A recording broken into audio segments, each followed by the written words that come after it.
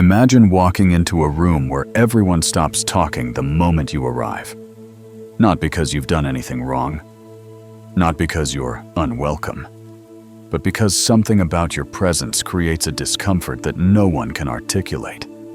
You notice it in the fractional pause before someone speaks, in the careful modulation of voices that weren't careful before, in eyes that meet yours and quickly look away. You are the intelligent loner, and you have become society's walking contradiction, simultaneously invisible and impossible to ignore.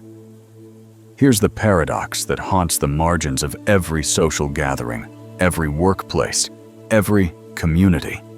The same society that claims to value intelligence, independence, and critical thinking systematically rejects those who embody these qualities most authentically. We celebrate the idea of the lone genius in retrospect. Einstein, Tesla, Curie. Yet we instinctively distrust the solitary thinker who walks among us now, in flesh and blood, asking questions no one wants to answer. Why does the person who thinks deeply make others so uncomfortable? Why does the one who chooses solitude over shallow connection provoke such visceral unease? And more disturbingly, why does society seem to fear the intelligent loner more than it fears the charismatic manipulator, the mindless conformist, or the deliberately ignorant? The intelligent loner represents something terrifying to the collective consciousness, a mirror held up to society's carefully constructed illusions, reflecting all the contradictions we've agreed not to see. They are living evidence that the emperor has no clothes, and their very existence poses a question the herd cannot tolerate. What if everything we've been told to want is precisely what we shouldn't pursue? This isn't about social awkwardness or misanthropy. This is about the fundamental threat that independent thought poses to systems built on collective agreement, and why the person who refuses to participate in mass delusion becomes the target of society's deepest anxieties. The fear of the intelligent loner originates in a primal aspect of human psychology that predates civilization itself. We are, at our evolutionary core, tribal creatures. For thousands of years, exile from the group meant death. The person who wandered too far from the fire, who questioned the tribe's customs, who preferred their own company, this person represented danger, not to themselves, but to the group's cohesion. The tribe survived through consensus, through shared belief, through collective action. The loner threatened that survival. Carl Jung understood this tension intimately when he described individuation, the process of becoming one's true self, as a journey that necessarily separates you from the collective unconscious. The intelligent loner has often undergone this individuation, whether intentionally or not. They've disconnected from the collective's comforting myths and discovered their own psychology, their own truths.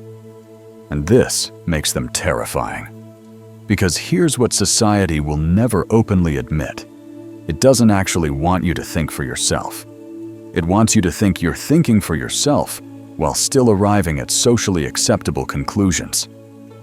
The intelligent loner has committed the ultimate transgression. They've actually done it. They've genuinely questioned everything, followed the logic wherever it led, and arrived at conclusions that exist outside the permitted range of opinion. Nietzsche recognized this pattern when he wrote of the herd mentality and the slave morality that punishes strength and independence. Society, he argued, creates moral frameworks specifically designed to control those who might otherwise rise above the common level. The intelligent loner threatens to expose these frameworks as arbitrary constructions rather than universal truths. They remind everyone else that the chains are self-imposed, but the fear runs deeper than mere social control. The intelligent loner represents existential terror. Jean-Paul Sartre wrote, that we are condemned to be free, that the weight of absolute freedom and responsibility for our choices is so heavy that most people desperately seek escape. We create elaborate stories about fate, duty, and social obligation to avoid confronting the terrifying truth that we are radically free to create our own meaning. The intelligent loner has accepted this freedom. They've looked into the abyss of meaninglessness and constructed their own purpose rather than borrowing one from society's menu of pre-approved options. This makes them dangerous not because of what they might do, but because of what they represent. The possibility that everyone else could make the same choice and discover how much of their suffering is self-imposed.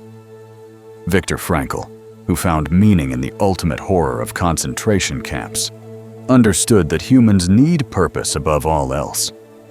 But he also recognized that genuine meaning cannot be prescribed from outside. It must be discovered within. The intelligent loner has undertaken this search, often at great cost. And their independence serves as an uncomfortable reminder to everyone who has outsourced their sense of purpose to employers, institutions, religions, or ideologies. Society's fear of the intelligent loner is, ultimately, a fear of consciousness itself. These individuals refuse to numb themselves with the anesthetics most people use: mindless entertainment, performative social media, consumerism, tribal political identification. They remain uncomfortably awake in a world that profits from collective sleep. And consciousness, as Aldous Huxley warned, makes you ungovernable. This societal fear manifests in ways both subtle and profound, shaping reality for the intelligent loner in patterns they often don't recognize until years have passed. The consequences operate through mechanisms so deeply embedded in social structure that they feel like natural law rather than human construction. Consider the psychological warfare of social exclusion. Humans are wired to detect social rejection with the same neural circuitry that processes physical pain. When the intelligent loner finds themselves consistently excluded from social bonding rituals, when their insights are met with uncomfortable silence, when invitations mysteriously stop arriving, the brain experiences this as literal injury. The neuroscience is clear. Social pain activates the same regions as physical pain. Society has weaponized this biological vulnerability. But here's the insidious part. The exclusion is rarely explicit. It operates through what researchers call ambient belonging, the 1,000 micro-signals that communicate whether you're truly part of the group. The intelligent loner picks up on these signals with agonizing clarity. They notice the conversation becomes slightly more animated when they leave. They sense the relief in others' voices when they decline an invitation. They feel the invisible barrier that prevents shallow acquaintances from ever becoming something deeper. This triggers a cognitive bias called the Cassandra complex, named for the Greek prophet cursed to speak truths no one would believe. The intelligent loner often sees patterns others miss, predicts consequences others deny, and understands dynamics others refuse to acknowledge. And like Cassandra, they're dismissed not because they're wrong, but because accepting their observations would require too much change from those listening. The cultural conditioning runs deeper still. From childhood, the message is relentless. Collaboration is good. Solitude is concerning. The child who prefers books to playgrounds gets labeled antisocial. The teenager who questions authority gets marked as troubled. The adult who chooses depth over breadth in relationships gets pitied as lonely. Society has created a semantic trap where alone automatically implies lonely, where independence suggests deficiency rather than strength. This conditioning shapes how the intelligent loner sees themselves. Even if they've consciously rejected societal values, the programming remains. They question whether something is wrong with them. They wonder if their preference for solitude is actually a fear of intimacy. They internalize the judgment even as they intellectually reject it. The gaslighting is so pervasive that it becomes self-gaslighting. Meanwhile, institutions actively select against the intelligent loner. Corporate culture prioritizes culture fit over competence, team players over independent thinkers. Academia, despite its supposed celebration of intellectual pursuit, often marginalizes those who don't play political games or conform to departmental orthodoxies. Even creative fields, ostensibly welcoming to non-conformists, frequently reward those who network more than those who create. The result is a systematic filtering that pushes intelligent loners to the margins of every field, every community, every social structure. Their contributions get overlooked. Their insights get stolen by more socially adept colleagues who present them with better timing and packaging. Their innovations get recognized only in retrospect, after they've left or given up. And perhaps most tragically, many intelligent loners eventually conform. The pressure becomes too great. The isolation is too painful. The opportunities are too limited. They learn to perform normalcy, to hide their depth, to pretend their thoughts are more conventional than they are. They become what the poet David Whyte called the shape of their absence, present in body, but fundamentally erased in spirit. You might be trapped in this pattern right now, reading these words and feeling the uncomfortable recognition that you've been playing a role for so long, you've almost forgotten there's an authentic self underneath. The question is, what happens when you stop? The path to liberation begins with a radical reframing that inverts everything you've been taught to believe. What if the discomfort you create in others is not your problem to solve? What if your solitude is not a symptom of deficiency but evidence of strength? What if society's fear of you is actually society's fear of itself? This isn't about becoming more antisocial or cultivating misanthropy. It's about recognizing that you've been fighting the wrong battle. You've been trying to fit into spaces that were never designed for someone like you. You've been attempting to translate your depth into the shallow language of small talk and performance. You've been apologizing for being exactly what the world desperately needs, someone who refuses to pretend. History offers unexpected guides for this rebellion. Thoreau, who retreated to Walden Pond, understood that solitude isn't escape, but clarity. He wrote, "I never found the companion that was so companionable as solitude." He recognized that the intelligent loner's preference for aloneness isn't rejection of humanity, but rejection of the dehumanizing performances that pass for human connection. Simone de Beauvoir, Eleanor Roosevelt, Nikola Tesla, all intelligent loners who refuse to dilute their intensity for social comfort. They found that the quality of relationships transformed when they stopped seeking quantity. When you're no longer performing normalcy, you attract others who've also stopped performing. The connections become rare but profound, built on genuine recognition rather than social obligation. The first practical step in this rebellion is brutal honesty about your own motivations. Are you alone because you're genuinely fulfilled by solitude, or because you're afraid of rejection? Are you intellectual because you love ideas, or because intellect is armor against emotional vulnerability? The intelligent loner's greatest trap is using their intelligence to avoid the very self-examination that would set them free. Jung called this shadow work, confronting the parts of yourself you've hidden even from yourself.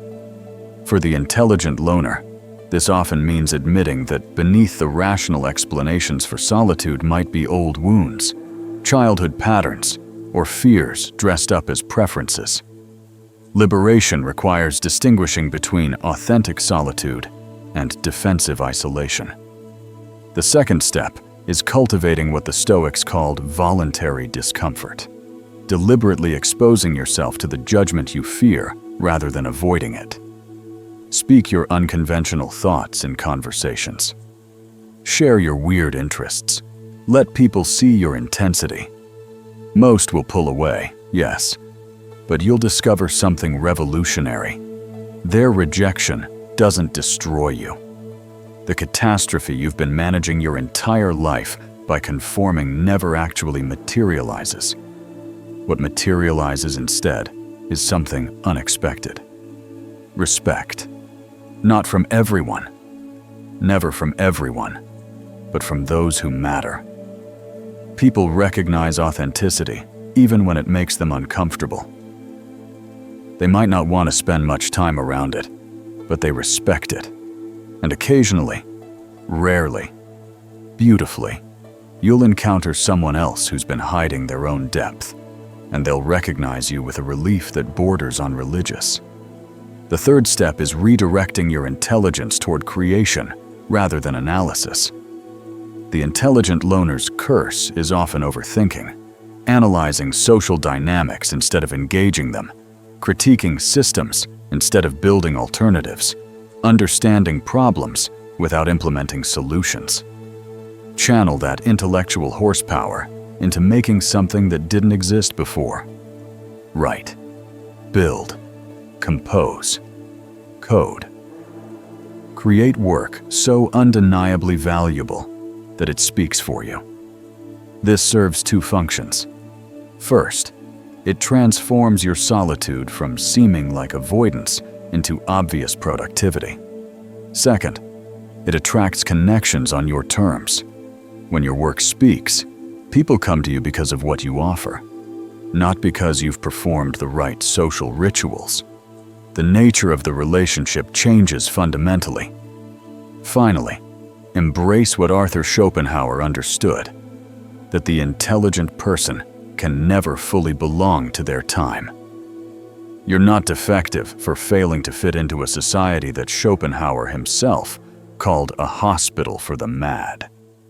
You're experiencing a temporal displacement. Your concerns, your questions, your ways of thinking belong to conversations that span centuries, not the immediate social environment of your particular era. This is why the intelligent loner often finds their deepest companionship in books, in ideas, in long-dead thinkers who understood what they understand. This isn't sad. It's extraordinary. You have access to humanity's greatest minds across all of history. The people in your immediate vicinity are statistically unlikely to compare. The rebellion, ultimately, is accepting that you'll never be popular and discovering that popularity was never what you actually wanted. Anyway, what you wanted was to be seen, understood, and valued for who you actually are. That can never happen while you're performing. So stop performing. Let them be uncomfortable.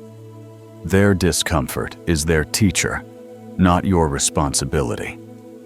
The ultimate truth. The final, most powerful realization. Now we arrive at the deepest truth, the one that recontextualizes everything that came before. The society that fears you is not your enemy, it's your mirror. And the intelligent loner's ultimate journey isn't about defeating that society or transcending it.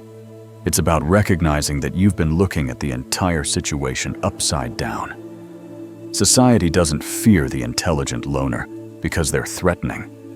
Society fears the intelligent loner because they represent a possibility so seductive and so dangerous that it must be suppressed at all costs. The possibility that happiness doesn't require other people's approval, that meaning doesn't require external validation, that a rich internal life is not just sufficient, but superior to the endless performance of social success. This is the secret that must never be spoken aloud in the marketplace of status and belonging, that the emperor is not merely naked, but has never existed at all. that the whole machinery of social comparison, status anxiety, and belonging is an elaborate shared hallucination maintained only through collective agreement to pretend it's real.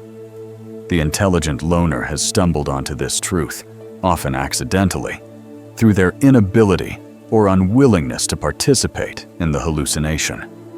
And in doing so, they've discovered what the Buddha, Marcus Aurelius, and every genuine mystic throughout history has understood, that the source of well-being is internal, that dependence on external circumstances guarantees suffering, and that solitude is not loneliness, but liberation. But here's the revelation that completes the circle. Even this understanding becomes a trap if you use it to separate yourself from humanity. The final, most powerful realization is that the intelligent loner's journey was never about proving they don't need people's it. It was about discovering what kind of connection is actually worth having. When you stop performing, stop seeking approval, stop managing others' perceptions, when you become genuinely indifferent to society's judgment, something miraculous happens. You develop what the Buddhists call loving kindness without attachment. You can care about people without needing them to be different from who they are. You can engage with society without being consumed by it. You can be alone without being lonely, and together without losing yourself. This is why the masters of solitude, the monks, the hermits, the wilderness philosophers, often radiate an unexpected warmth. They're not cold or misanthropic. They're free. And freedom creates space for a more authentic compassion than obligation ever could. The intelligent loner's gift to themselves is this freedom. But their gift to society is even greater. They serve as living proof that there's another way. Every person who sees you choosing depth over performance, quality over quantity, authenticity over approval, they receive permission to consider that choice for themselves. You become subversive simply by existing on your own terms. Society fears this because society is not some external entity. It's just the aggregated choices of individuals who've agreed to pretend together. When you stop pretending, you threaten the whole structure, not through rebellion or criticism, but through demonstration. You show that the cost of authenticity is high, but payable, while the cost of performance is endless. The ultimate truth is this: you were never actually alone. You've been in conversation with every thinker, artist, mystic, and rebel who ever lived authentically. You're part of a lineage that stretches across centuries. The people who chose truth over comfort, meaning over belonging, reality over the comforting fictions that let others sleep soundly. Your solitude is populated by giants. Your silence speaks volumes. Your refusal to participate in the masquerade is the most radical participation possible. You're participating in the older, deeper conversation about what it means to be human, rather than merely functional. And here, finally, is the paradox that resolves all the others. The moment you fully accept your nature as an intelligent loner, the moment you stop trying to fix it or transcend it or apologize for it, is the moment you stop being lonely. Because loneliness was never about being alone. It was about being unseen. And now, seeing yourself clearly at last, you discover that being seen by yourself is enough. You discover that the fear society directed at you was always society's fear of its own potential for awakening. You were never the problem. You were the solution they couldn't accept, because accepting you would mean changing everything. So let them fear, let them whisper, let them wonder about you from a distance. While they're managing perceptions and climbing hierarchies and measuring themselves against each other, you're doing something they've forgotten is possible. You're actually living, deeply, authentically, on your own terms. And if that makes you dangerous, so be it. The world needs more dangerous people. Dangerous in their refusal to pretend, dangerous in their commitment to truth, dangerous in their demonstration that there's another way to be human. You are not broken. You are awake. And the ache you feel isn't loneliness, it's growth. You're becoming someone society hasn't created space for yet. So create the space yourself.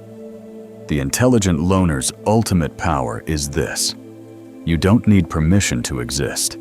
You never did.